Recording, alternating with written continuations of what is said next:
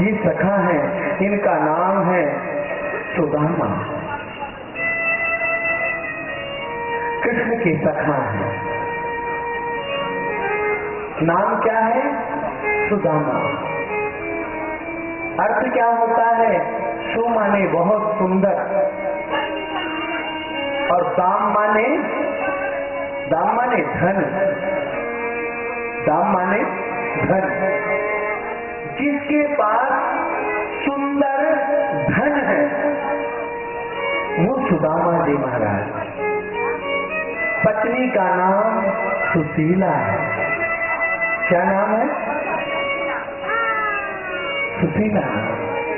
सु माने बहुत सुंदर और सरल सुशीला। कभी क्रोध जिसके मुख पर छवि ही नहीं दिखाई देती है, ऐसी सुशीला। सदैव इसमें प्रेम बांटती है, ऐसी सुशीला।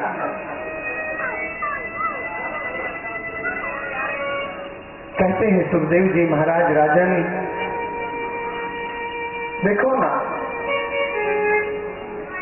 कृष्णा सीध सखा कश्चित ब्राह्मणो ब्रह्मवित्तम। ब्राह्मण है। ब्रह्म माने परब्रह्म परमात्मा। ब्रह्म माने परब्रह्म परमात्मा। वित्त माने धन। जिसके पास सुंदर धन है, हरि नाम रूपी, राम नाम रूपी धन है, वही तो सुदामा है। उसी के पास तो ब्रह्म वित्त, ब्रह्म का दाम है, भजन का दाम है। जो अमूल है उसका मोल नहीं है। विरक्त इंद्रियार्थेषु, विरक्त है इंद्रियार्थेषु, जो इंद्रियों का दमन कर लिया है जिसने। विरक्त इंद्रियार्थेषु प्रशांतात्मा जितेंद्रिया। प्रसन्न आत्मा और जितेंद्रिय, जो सदैव प्रसन्न रहते हैं, जिसकी आत्मा सदैव प्रसन्न रहती है, इंद्रियों पर विजय प्राप्त कर रखी है, ऐसे सुदामा जी महाराज। कहते हैं औरन को धन चाहिए बावरी, ब्राह्मण के घर केवल भीक्षा। औरन को धन चाहिए, औरन को धन चाहिए बावरी, ब्राह्मण के घर केवल भिक्षा। कहती है सुशीला, सुशीला के घर में ना एक छोटी सी बटोई है और ना लकड़ियां हैं, ना बनाने के लिए अन्न है, और फूटी कोपरी है, टूटी झुपड़िया है। कांच की झुपड़िया बना करके सुशीला और सुदामा जी महाराज रहते हैं। पुत्र भी हैं, भोजन मांगते हैं, कहते हैं माँ भोजन दे दो।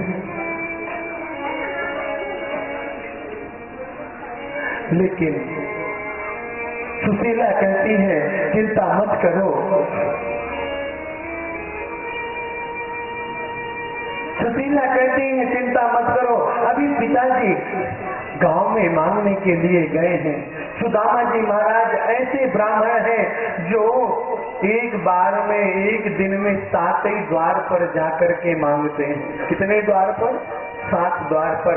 और उन 7 द्वारों से जो भी मिल गया उसको ही पाते हैं, और अगर नहीं मिला तो एकादशी मना लेते, मित्र रह जाते हैं। जितना मिला जब आवे संतोष धन, सब धन धूल समान। जब सुदामा जी महाराज लेकर के आ जाते हैं, कुछ अन्न लाते हैं, क्या देखते हैं कि थोड़ा सा अन्न मिलता है, तंदूर मिलता है, और उसको फूटी बटोरी पर चढ़ाती है सुशीला। क्या करती है? कहते हैं सुखदेव जी महाराज फूटी बटोरी पर चावल डालती है, और चावल डालने के बाद में थोड़ा ही लकड़ियां रहती हैं, समिधा रहती है, उससे जाकर के चूल्हे को जलाती है और जाकर के ऊपर से पानी डालती है चावल के लिए। और जैसे चावल के लिए पानी डालती है, फूटी बटोरी से पानी जाकर के चूल्हे पर चला जाता है, बुझ जाता है। सारे चावल चूल्हे के अंदर राख भी मिल जाते हैं, और जो लाया हुआ अन्न है वो भी नष्ट हो जाता है।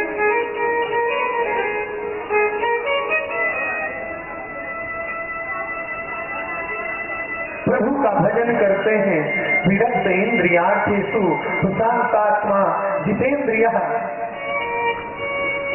भगवान के ये जो सखा है ये साधारण नहीं है। जिसके पास कहते हैं गरीब है ब्राह्मण, नहीं, ये सुदामा गरीब नहीं है। ये श्लोक क्या कहता है? ब्रह्मवित्तमः, जिसके पास उत्तम धन है वो सुदामा जी महाराज। उत्तम धन, श्रेष्ठ धन है जिसके पास, वो सुदामा जी महाराज।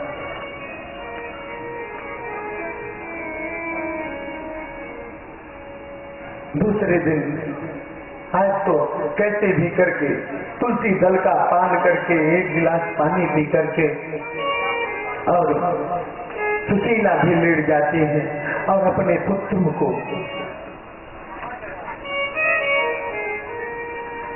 पुत्रों को भी भूखे सुला देती है। एक बार ऐसा संयोग बना कि सुशीला से सुदामा जी ने बताया कि मेरा एक मित्र है जो राजा है। कहाँ का राजा है? बोले द्वारिका का राजा है। जब ऐसा देखा द्वारिका का राजा है तो सुशीला से रहा नहीं गया। जब देखा कि अब ज्यादा ही दयनीय स्थिति हो गई है, अब कोई भीख मांगने पर भी नहीं देता है,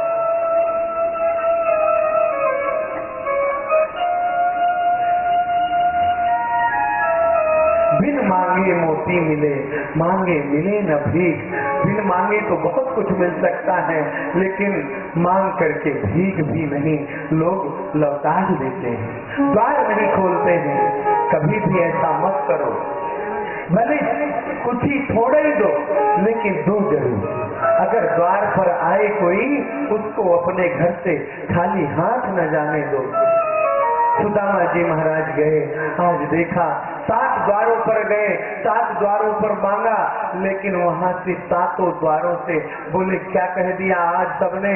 अरे रोज रोज मांगने के लिए आ जाता है, लौटा दिया सबने। सुशीला के पुत्र रोने लग जाते हैं, माँ भूख लगी है, कल से भोजन नहीं मिला है, भूख लगी है, मुझे भूख लगी है। बार बार सुशीला कहती है पुत्र चिंता मत कर, अभी पिताजी आते हैं और पिताजी कुछ लाएंगे तुम्हारे खाने के लिए, मैं बनाऊं। जैसे इतना कहा और सुदामा जी आ जाते हैं और देखते हैं कि सुशीला के ऊपर बैठे दोनों बालक गोद पर रो रहे हैं, बिलक रहे हैं, भूख के मारे तड़प रहे हैं, और कहते हैं माँ भोजन दे दो। और सुदामा जी महाराज की तरफ देख करके सुशीला बोलती है स्वामी कुछ लाए क्या? सुदामा जी महाराज के नेत्र सजल हो जाते हैं और नीचे को सिर कर लेते हैं, मौन हो जाते हैं, बोलते नहीं हैं। कुछ नहीं लाए, किसी ने कुछ भी नहीं दिया। हाँ देवी, किसी ने कुछ नहीं दिया, फिर क्या करूं, इन बच्चों का क्या करूं? कुछ नहीं देवी, मन में संतोष रखो, मान के चलो आज एकादशी है, तुलसी दल का पान करा दो, तुलसी दल पवा दो, पानी पिला दो, बस उसी से काम चला लो आज का। महीनों बीत जाते हैं, लेकिन सुदामा जी महाराज के यहाँ खाने के लिए कुछ भी नहीं। ऐसा देख करके सुशीला से रहा नहीं जाता है और कहती है, स्वामी हम तो बहुत दिन हो गए, आप कहते थे ना जाओ, चले जाओ ना द्वारिका और अपने मित्र से कुछ ना दे मित्र, कोई बात नहीं, उधार मांग लेना।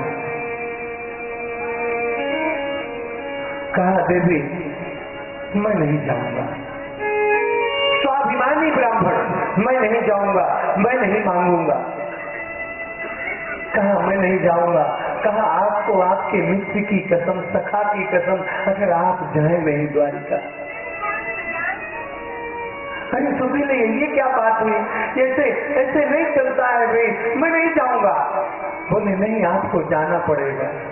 बोले आप नहीं मांगिएगा कुछ, लेकिन जाइए तो सही। कहा जाइए तो सही। बोले कहा नहीं जाऊंगा। बोले नहीं आपको जाना ही पड़ेगा, आप नहीं मांगिएगा, भगवान से मिलके तो आइए, प्रभु से, अपने मित्र से, सखा से मिलके तो आइए। बस इतनी बात कही, कैसे भी करके तैयार किया सुदामा जी महाराज को, और जैसे तैयार किया, क्या किया, सुशीला गई, फटे कपड़े, और सुशीला की साड़ी कई जगह से फटी।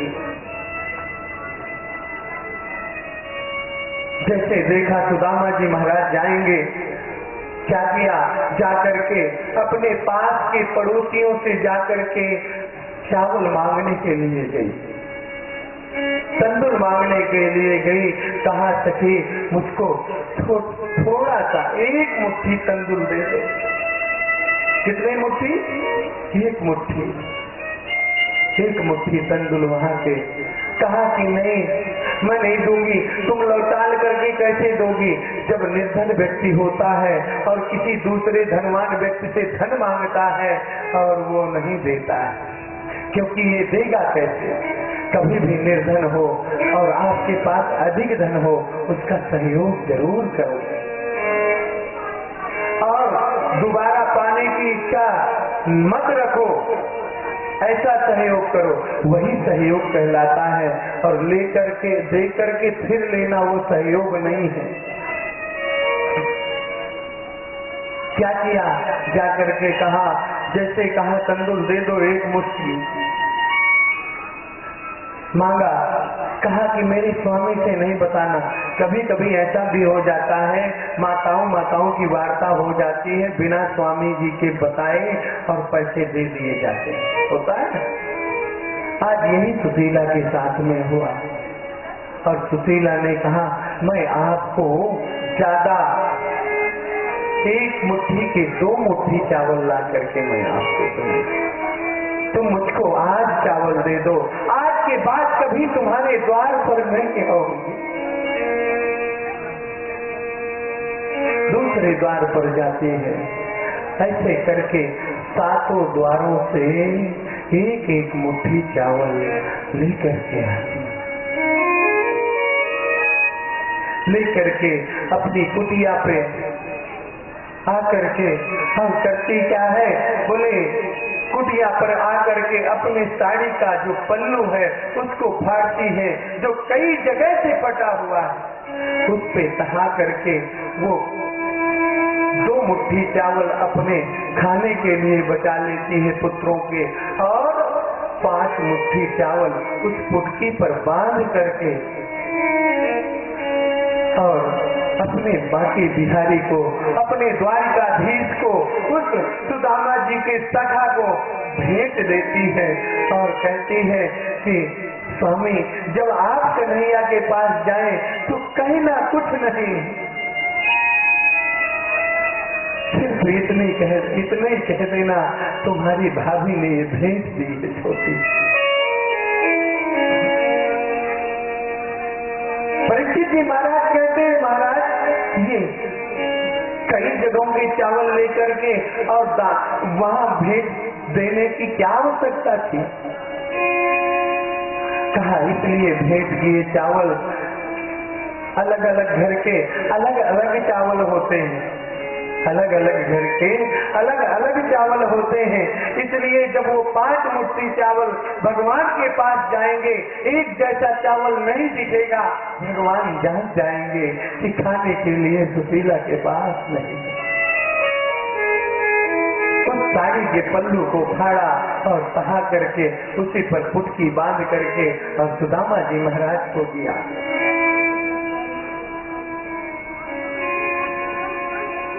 सुदामा जी महाराज से ने कहा भाई मैं नहीं जा रहा हूँ, क्या जरूरत है जाने की?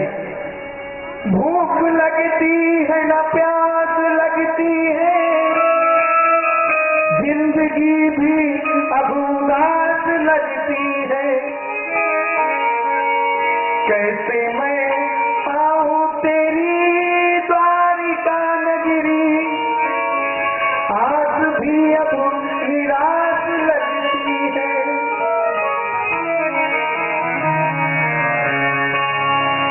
सुदामा जी महाराज के हृदय में द्वारिका भी विराजमान है, जो निरंतर जप करते रहते हैं, भगवान की सेवा करते हैं, हरि कीर्तन करते रहते हैं, भजन करते रहते हैं। लेकिन सुदामा जी महाराज सदैव भगवान का भजन करते हुए भगवत भजन करते हैं, तत्पर रहते हैं, भजन नहीं छूटता है, भोजन चाहे छूट जाए। लेकिन हम सब आप क्या करते हैं, भोजन नहीं छूटना चाहिए, भजन चाहे छूट जाए। बोले भक्त वत्सल भगवान की। कहा कि सुखदेव जी महाराज कहते हैं राजा परीक्षित फुटकी ली और अपने कप पर दबाई और लेकर के दबा करके और चल दिए। चली श्याम सुंदर से मिलने सुदामा, गाते चले हरे कृष्ण। चले श्याम सुंदर से मिलने सुदामा, मीठी मीठी तालियों के साथ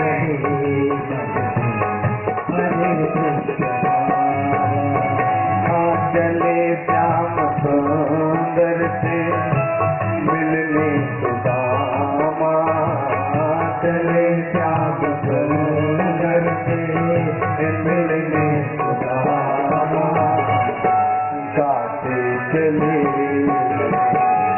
हरे कृष्ण रामा, गाते चले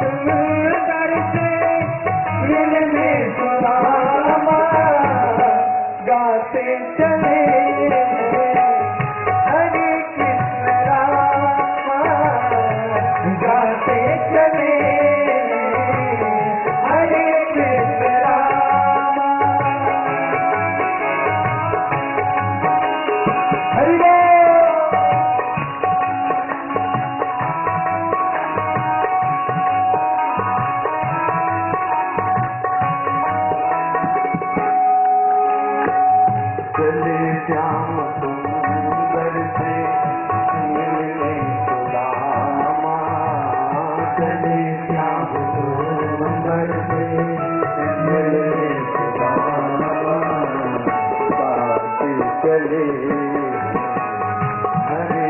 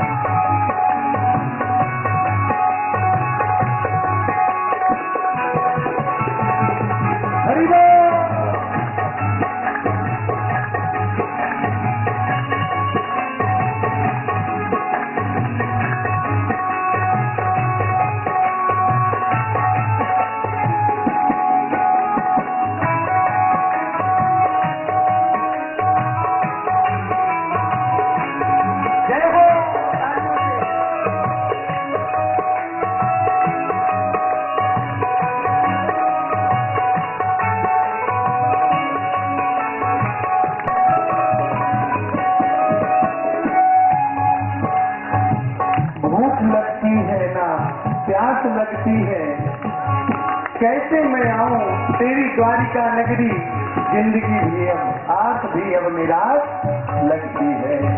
चले श्याम सुंदर से मिले सुदामा, चले श्याम सुंदर से मिले सुदामा, चले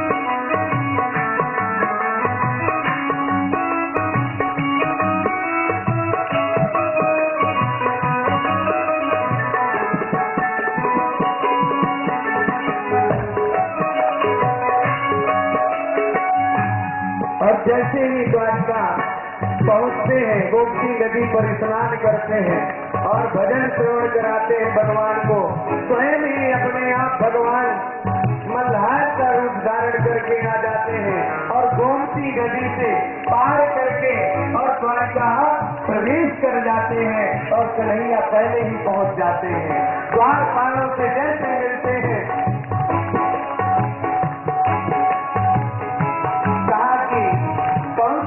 है बोले द्वारिकापुरी है को क्या बोलते हैं गुजरात में है द्वारिकापुरी से, बोले कौन से नंबर की, पहली या दूसरी या तीसरी या चौथी या पांचवी या छठी, बोले द्वारिकापुरी से, बोले अच्छा है कुछ है बोलते, हाँ हाँ हाँ, जो द्वारिका के राजा है वो मेरा कन्हैया है, मेरा नटवर है, मेरा गिरधर है, उसी के यहाँ जाना है, बता दिया।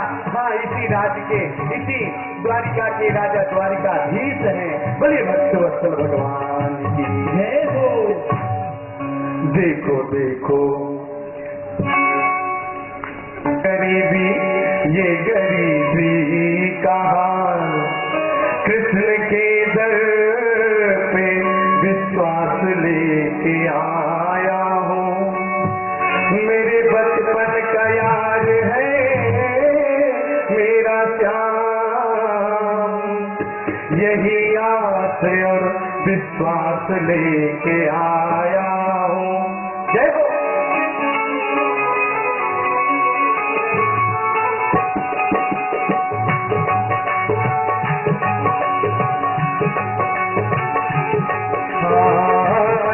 द्वारपालो कन्हैया से कह दो, अरे द्वारपालो कन्हैया से कह दो किधर पे सुदामा गरीब आ गया है, किधर पे सुदामा गरीब आ गया है। अरे द्वार पालो कन्हैया से कह दो, अरे द्वार पालो कन्हैया से कह दो किधर पे सुदामा गरीब आ गया है, किधर पे सुदामा गरीब आ गया है। भटकते भटकते न जाने कहाँ से, भटकते भटकते न जाने कहाँ से तुम्हारे महल के करीब आ गया है, तुम्हारे महल के करीब आ गया है।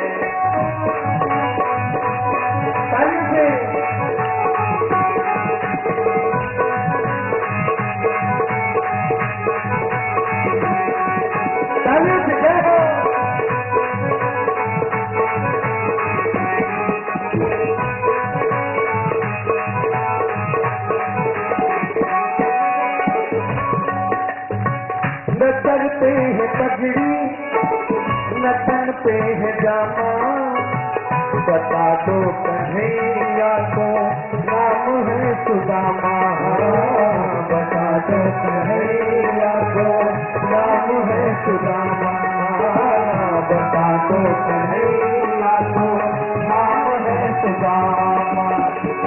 न सिर पर है पगड़ी न तन पर है जामा, बता दो कन्हैया को नाम है सुदामा। न सर पे पगड़ी न तन पे है जामा, बता दो कन्हैया को नाम है सुदामा, बता दो कन्हैया को नाम है सुदामा। तुम एक बार मोहन से जा करके कह दो, तुम एक बार मोहन से जा करके कह दो कि मिलने का नसीब आ गया है, कि मिलने का नसीब आ गया है, कि मिलने का नसीब आ गया है, नसीब आ गया है। अरे द्वार पालो कन्हैया से कह दो, अरे द्वार पालो कन्हैया से कह दो किधर पे सुदामा गरीब आ गया